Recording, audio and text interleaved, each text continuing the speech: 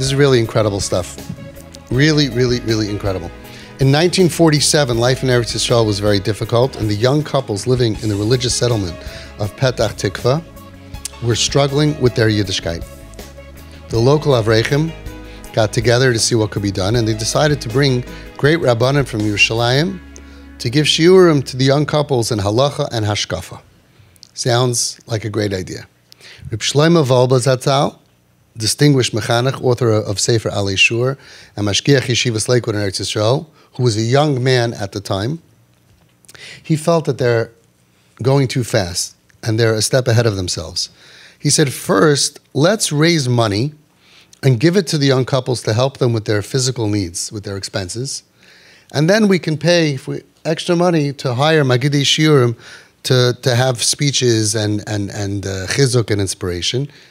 And everyone else strongly disagreed with him. And they felt that these people need to be educated. They're struggling in Yerushalayim. They're struggling in Yiddishkeit. Send in the teachers to talk about Yiddishkeit. What are you giving money for expenses for? Because of the disagreement in approach, Reb Volbe Zatzal went to the Chazon Ish. And the Chazon Ish told him that his approach was correct. That before you teach about Yiddishkeit, people were poor in 1947. They were struggling. You're raising money to send in a Rav, raise money and send them, today we would say eggs, very expensive, right? Help them pay their expenses. And that is the best way, first of all, to be nice to them, to be a human approach, but also for their Yiddishkeit. And many years later, this is like a story in a story in a story. Many years later, during the first wave of Russian immigration to Eretz Yisrael, Rav Volbe said that instead of bringing immigrants talis and tefillin, okay, Chabad people just breathe through this, okay?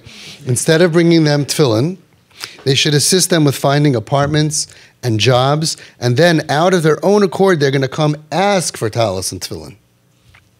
Rav Volbe then added the following gem of a story which speaks volumes. After the Holocaust, many survivors were warmly received in the home of Reb Chaim Kreisworth, Zatzal, the Abezdin of Machziki Adas in Belgium, founder and Rosh Yeshivas Merkaz HaTorah in Yerushalayim. He was nifter in 2001. He was born in 1918, nifter 2001. Reb Chaim Kreisworth, Zatzal. And Reb Chaim saw that sadly many of these refugees had forgotten all of the Yiddishkeit they learned in their parents' homes, and he wondered what he should do about bringing them closer to Yiddishkeit. This wasn't a simple matter, as many of them would be triggered after everything that they went through. If he would just come and talk to them about Yiddishkeit. So how do you speak to somebody who gets triggered?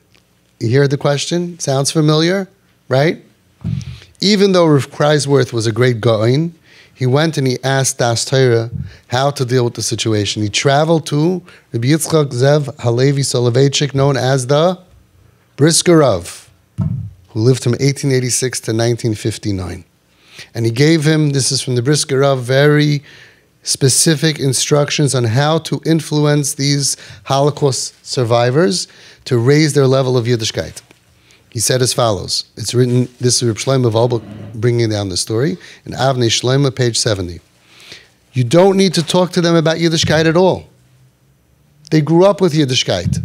They know Yiddishkeit. Just take care of them. Buy them clothes and special treats. Make them feel cherished and cared for. Sounds familiar? And you'll see that they will automatically come closer to a life of Torah on their own. Note, this is a tremendous fundamental principle which applies to us. When somebody already was educated and they stop performing, we know it's because of pain. They go through their own personal tragedies, their own personal Holocaust.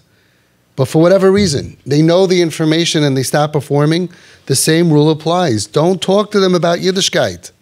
Just take care of them. Buy them clothing. What are you going to buy them? The clothing that you like? You're going to buy them the clothing that they like. And then they're going to feel that you care about them. And special treats.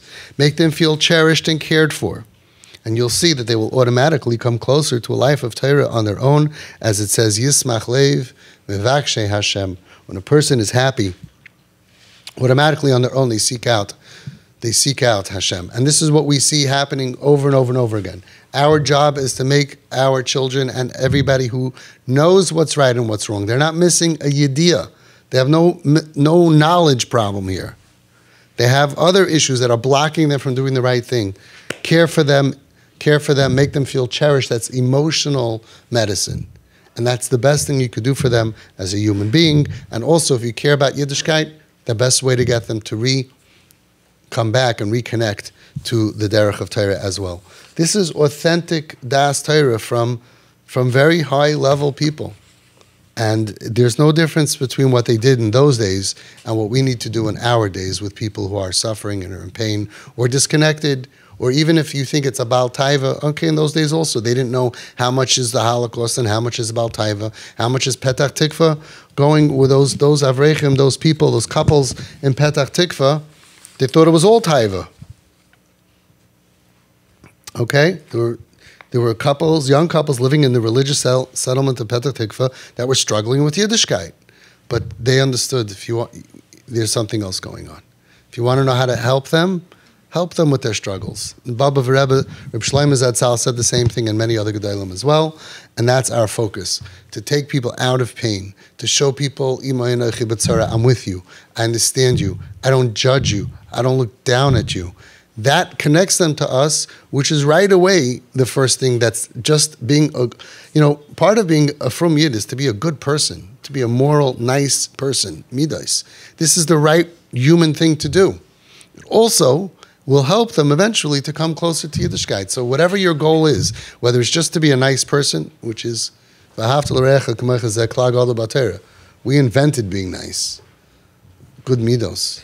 We invented that. We're the ones who need to, that's what Torah is. Torah without midas. How does the saying go? I sent it out recently. Frumkeit without menschlichkeit is not Yiddishkeit.